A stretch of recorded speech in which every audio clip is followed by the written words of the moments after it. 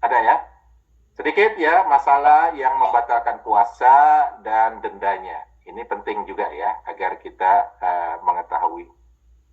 Jadi yang membatalkan puasa itu ada dua jenis ya. Artinya pertama yaitu yang membatalkan puasa yang juga mewajibkan qadha tapi tidak mewajibkan kafarat.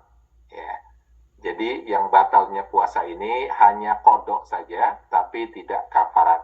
Apa saja itu? Yang pertama adalah makan, minum atau muntah ya secara sengaja tapi dengan adanya uzur, ada alasan, misalnya sakit ya, misalnya sakit, kita makan minum secara sengaja karena kita sakit, maka ini batal puasanya ya, dan dia itu harus mengqadha ya, harus membayar puasa tersebut di lain hari.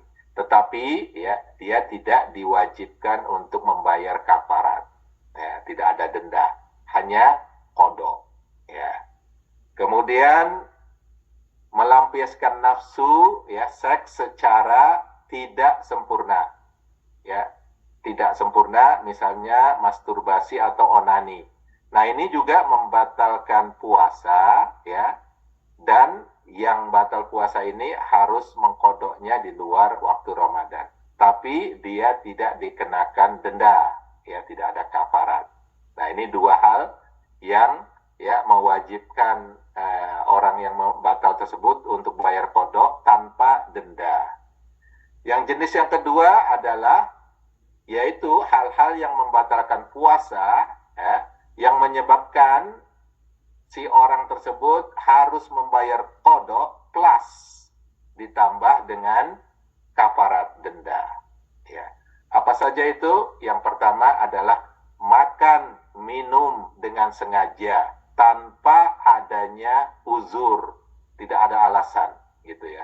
Lapar itu bukan alasan ya, lapar bukan alasan untuk membuka puasa ya. Jadi ketika orang ini makan minum secara sengaja tanpa adanya alasan, tanpa uzur, maka dia wajib mengkodoknya nanti di luar Ramadan, plus dia juga harus membayarkan kafarat, yaitu berupa fidyah untuk yang makan minum secara sengaja tanpa uzur ini. Yang kedua, ini yang agak berat, yaitu melampiaskan nafsu seks secara sempurna atau jima ya dengan istri. Nah ini dia diwajibkan itu untuk membayar qadha ya, dan juga membayar kafaratnya. Dan kafaratnya bisa dibilang sangat berat ya. Jadi ada peristiwa di mana ketika Rasulullah SAW sedang mengaji bersama di masjid, datang seorang laki-laki ya ke Rasulullah dan berkata, celaka aku ya Rasulullah. Kenapa? Kata Rasulullah, aku melakukan hubungan seks dengan dengan istriku di siang hari bulan Ramadan. Kemudian Rasulullah SAW bilang, oh, puasa kamu batal dan kamu harus dikenakan denda atau kafarat.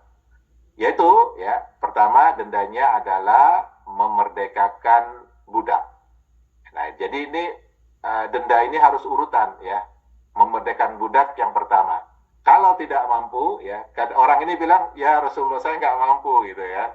Kemudian Rasul bilang kalau nggak mampu maka berpuasalah selama 2 bulan berturut-turut tanpa jeda.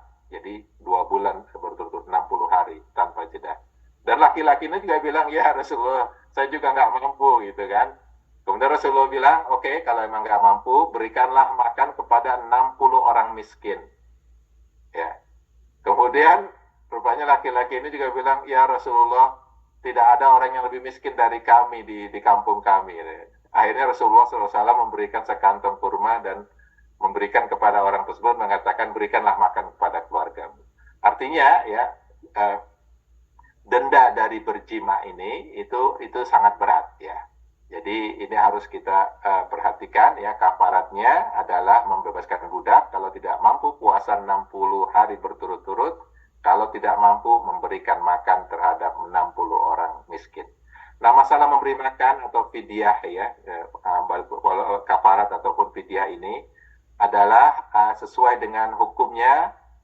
Menurut sebagian besar ulama adalah sebesar 1 mat. Artinya memberi makan itu bukan sekali makan, tapi sehari makan ya.